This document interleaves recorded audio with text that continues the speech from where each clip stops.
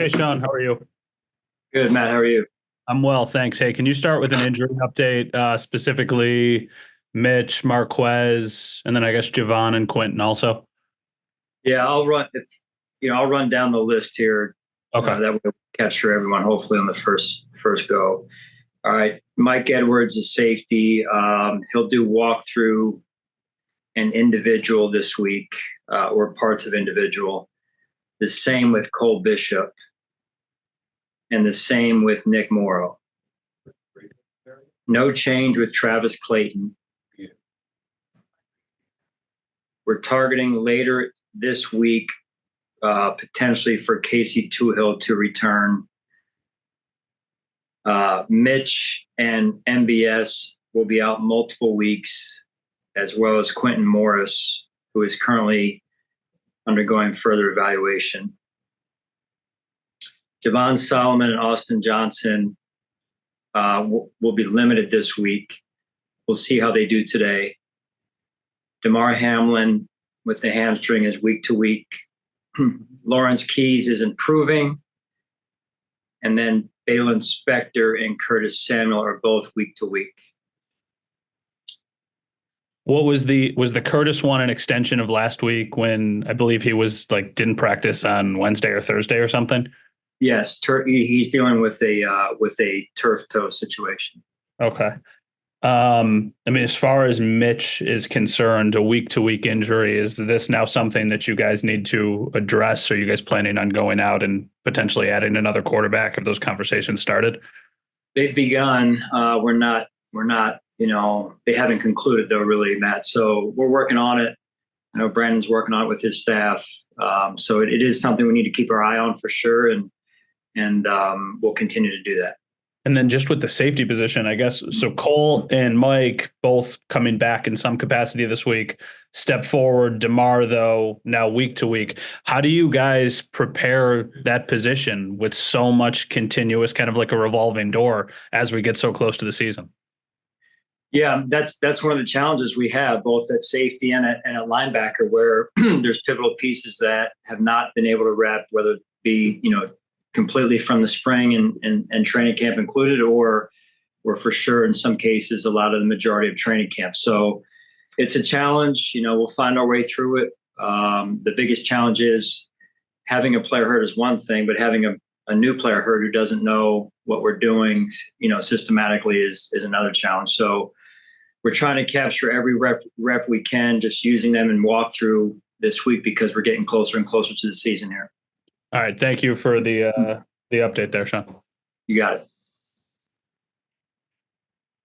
Yeah. Hey, Sean, might be a little premature for this, but do you have any plans this week as far as if the starters will play? Do any of the injuries you sustained this past week impact that? Where you are with that decision at this point? Right. So we're going to, initially the plan was to play the ones this week because of the injuries and the lack of availability. We're going to take the ones out, play the other guys, take a good look at them. It should be a good opportunity for them to put their best foot forward and for us to have a strong evaluation of that part of the roster. All right. And could you give me your evaluation of the offensive line this past week? You got a little bit going in the running game. I think you touched on it in your post-game comments. Could you give me your evaluation of the offensive line and how they performed?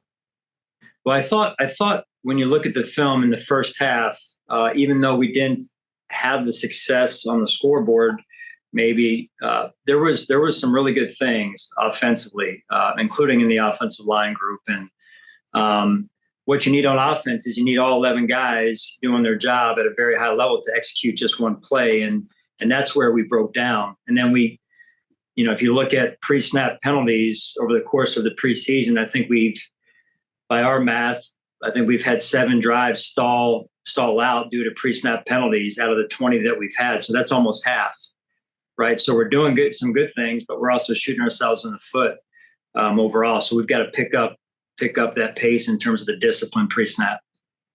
Thanks for your time. Sure.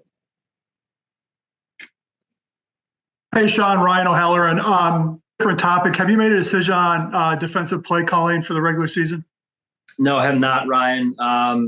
Probably Probably next week is what I'm targeting at this point. All right. And then go back to the injuries for a second. The opener's 3 weeks away. How concerned are you about your frontline guys, but also some of your depth players being banged up?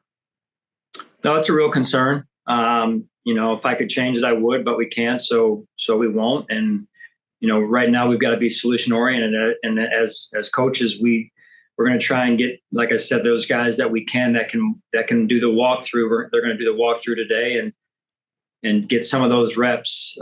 That's all we can do right now with some of those guys. And so it's better than nothing, which is where some of them were. So there is some progress in some areas. The hard part is we're starting to get some movement and some progress from a couple, but we also lost a couple in the game the other night too. So, that's football. And, so it's a constant communication piece for us of who's coming back, what can they do physically in practice so that they can get whatever they can get. Last thing for me, Sean, does that impact how you practice this week? Yeah, to some extent, again, like I said, we were going to play the ones this week, or a majority of the ones. And with the injuries, it's just not the best thing to do right now for the team. So, we'll cut back, pivot, and then play, like I said, the 2s and 3s and take a good look at them. And like I said, it presents an opportunity for those guys to really, get a lot of plays and get some exposure, not only to offense and defense, but special teams as well. Great. Thanks, Sean. Yeah, you got it.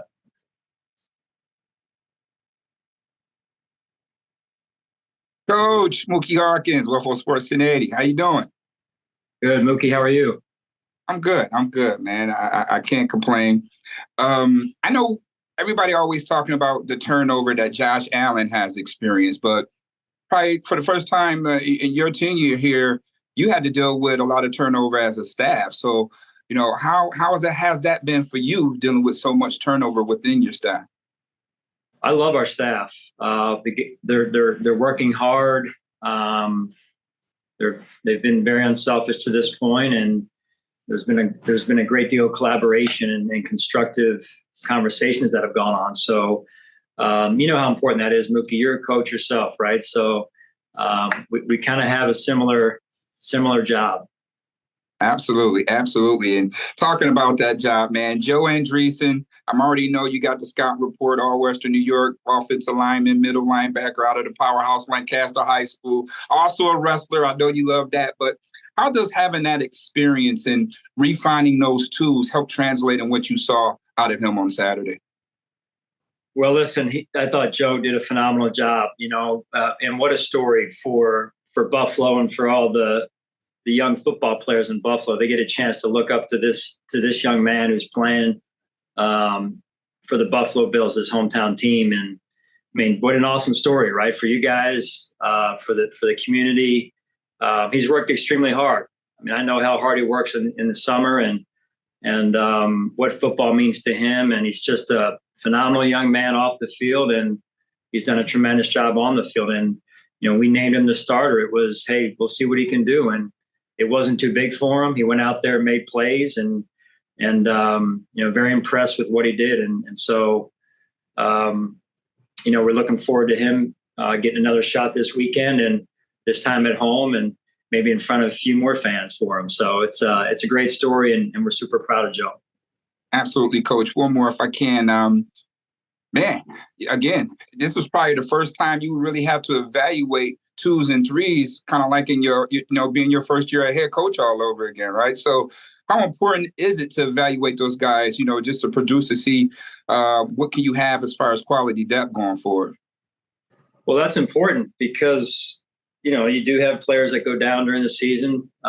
We've experienced that. And, we do it every year. We evaluate the 2s and 3s every year. So I think we do a really good job of developing players so that, we get players that come on our roster that, maybe other people didn't value, and then we develop them. They do a great job of learning our systems, and then they're, next thing you know, they're making a team. So that history is there, and we're really excited about seeing these guys this weekend. But even before we do that, we're gonna rep our ones this week in practice, and cut back a little bit on the reps in practice because of the availability and the numbers.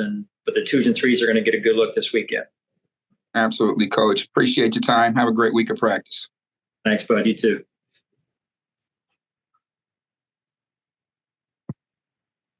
Hi, Sean.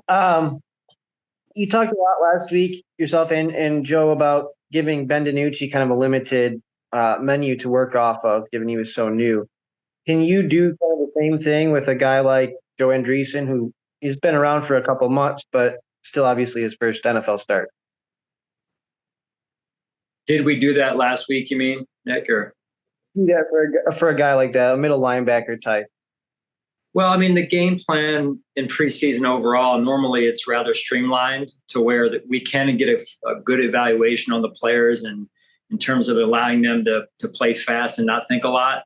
Having said that, though, Joe has done a good job. I mean, he was a tryout player in May, I believe, give or take, right? So, I mean, he gets the chance and look what he's done with it. So we didn't really have to do anything, cut anything back for Joe. Now Ben, in fairness to him, he'd only gotten here, a couple of days before we left for Pittsburgh. So I thought he did a really good job as well, leadership wise, command in the huddle. Albeit we didn't throw the ball a lot, or we were able to run the football in the second half quite well there. So which was good to see, our physicality and our toughness. So, but overall, been real impressed with both those guys. You guys got Spencer Brown on the move quite a bit Saturday, and kind of something you guys did last year with him and Dion. What has that added to your running game, just involving your tackles on pulls and get them moving and using their athleticism? Well, you know what? It's a little bit different, right? A lot of people pull their guards. Some people pull their tackles. We probably pull our tackles just as much. But either way, they're athletic, and as are our guards. And so I think it presents an opportunity for us to do some things from time to time. And Coach Cromer and Coach Brady do a great job. And then Greg Rousseau is, predominantly played on at left defensive end his first couple of years. He kind of moved around a little bit more, and seems like he's back there a little bit more this year. From your standpoint, what makes that a little more comfortable for him? That side, did you say? You kind of broke up. That side. Broke up again. I'll assume you're asking both sides, or just one of them, or one side. Like what makes the left side so comfortable for Greg? Well, I mean, he's been kind of raised that way, right? When we first got here, playing both sides, sometimes you have to do that, and I think really that flexibility is important. You'll meet some defensive ends that all they do is play one side, and then, I mean, how many players can you have that just play one side, right? So same thing, at different positions along in the secondary, corner in particular being one of them. So you'd rather have a player that can play both sides. Naturally, one side is going to be maybe a little bit better than the other. And so you try and pair that up as best you can with who they're in with. Thanks. Sure. Hi, Sean. With Mitch, I guess to start, what have you made of the two games that he's played? Your evaluation of what he's put on tape. Yeah, I think we've been able to move the ball at times, but not enough, and some of that really drives are stalling, or we're getting off schedule and making it really hard to move the chains or get into a rhythm because of the pre-snap penalties. So I'll start there. But overall, I think Mitch has done some really good things. And then, the other night, I'm sure there's some plays he wants back as well. And, listen, it is kind of the life of a backup in this situation, the role that he's currently in with us, to go in at a moment's notice. And in fairness to him, I only really made the call to not play Josh in pregame warmups when I saw the conditions due to the weather that had come through. So I thought there were some things he did well, and then honestly some things he wants back also. Have you ever faced anything like this before, or seen anything like this before, where your main backup dealing with potentially a couple weeks injury and being affected at the start of the season? And how will that affect your approach finding an answer at that backup spot?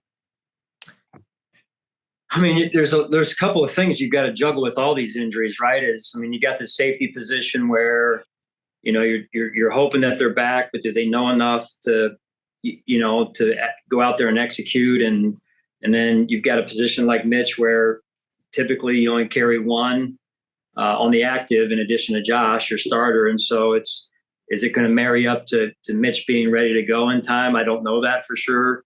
We just got to wait and see on that. And I know Mitch is as tough as they come, and he's going to work his butt off to get back for the team. So we just got to, like all these things, stay on them and communicate one day at a time here and get continual updates from Nate, our training staff. And it affects a lot of things. It affects practice. It affects the game this weekend, and it'll potentially affect the start of the season for a lot of those positions. And then just really quickly, lastly on Andreeson, how much position flexibility, we saw him play in place of Sherrell at the Mike spot. How much flexibility does he have to potentially play both spots? Yeah, so we trained him that way. Coach Holcomb trained him that way early on. And then, I don't know, probably just a couple of weeks ago, I believe it was, we moved him over just strictly to middle. And he's really flourished there of late, as you saw the other night. So, sometimes you just can't teach instincts, right? And I know everyone wants height, weight, and speed and all that type of stuff. But dang it, man, if it isn't a football player at the end of the day is what we're looking at. We're not looking at track athletes here. We're looking at football players, and he's a football player, and I love it. Thanks, Sean. Sure. Hey, Sean, John Worrell, backing up to what you said a few minutes ago about Mitch and not knowing, just not knowing where he's going to be at the start of the season. What about Mitch and MVS and Hamlin and Curtis Samuel? Any concern that these guys may miss the start of the season, considering they're week to week, and week to week is almost where the season's at?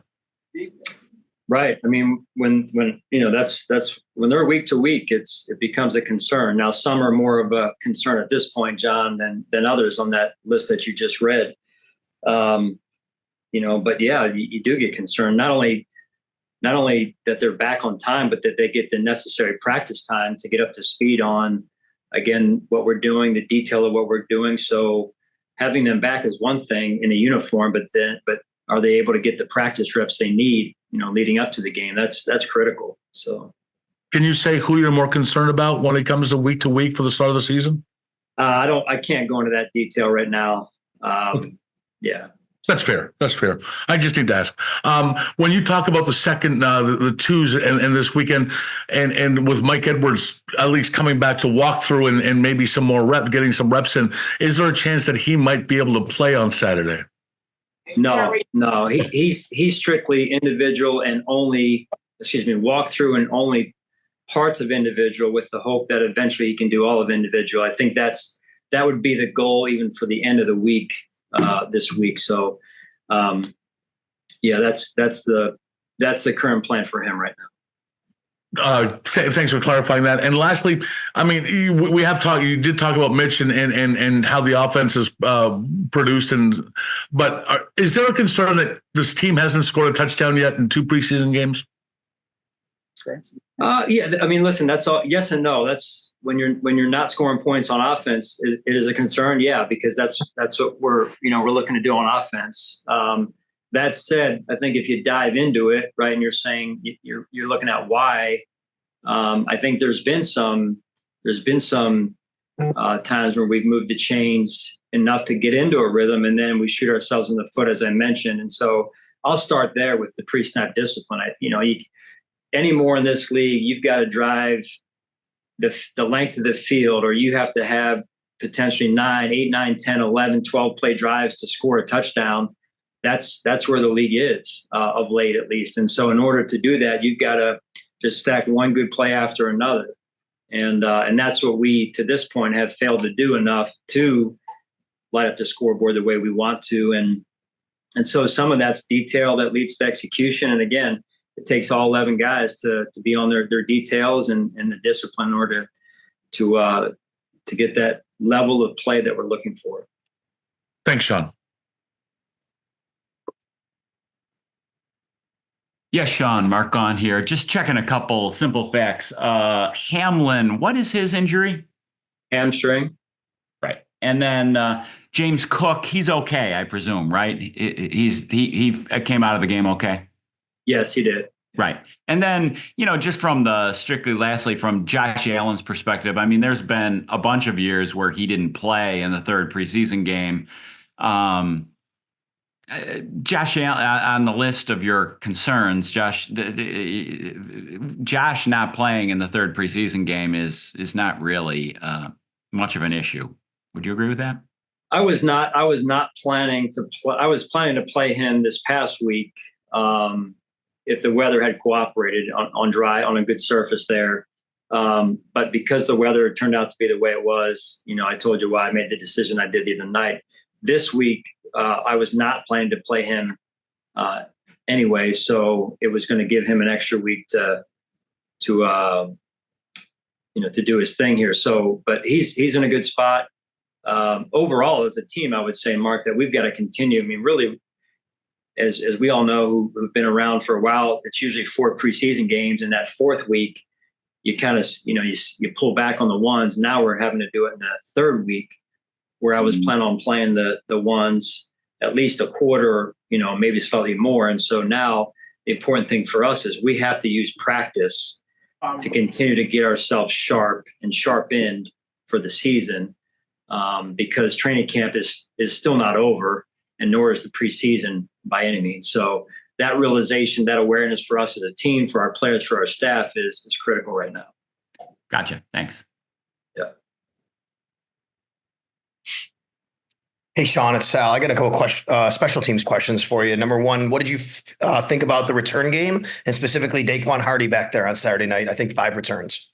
Yeah, you know what? We've got Daquan's a young player, so the decision making needs work, right? So he knows that, I know that, and so we've got to be intentional about exposing him to some of those situations where he has to make a tough decision, under pressure, I'll call it, right? And so I think we can improve a lot in that area. But overall, I thought he took a step in terms of, he had one good one in there. He hit it pretty good the week before. I thought he was a little hesitant this week, a little bit better. So just, that returner piece for us on our roster is something we've been looking at for a few years in terms of who can really lock that thing down. And so a big part of it is who's a good decision maker, who can track the ball, and in particular in our stadium where the wind, tends to blow a little bit here. So he'll get another opportunity this weekend, and we're looking forward to him taking another step for us. And have you seen enough from the kickoff stuff, through 2 games? Seems like there's just so much to consume, and there's only limited opportunities, I guess, right? Especially in a 9-3 football game. Have you seen enough to kind of know where you want to take this thing either way? Man, oh man, we're working on it. We're scouring the film. I know Coach Smiley, Coach Harkey are scouring the film. They're working with our players, working with our returners. There's just so much to be taken from every rep on both sides. We're sitting there looking at our kickoff return, but actually then we're flipping it over and looking at, the opponent's kickoff. Are they doing something that we could learn from? And so it's just a lot of growth mindset and a little bit of beg, borrow, and steal at this point, so it's a work in progress. Thank you. Yeah.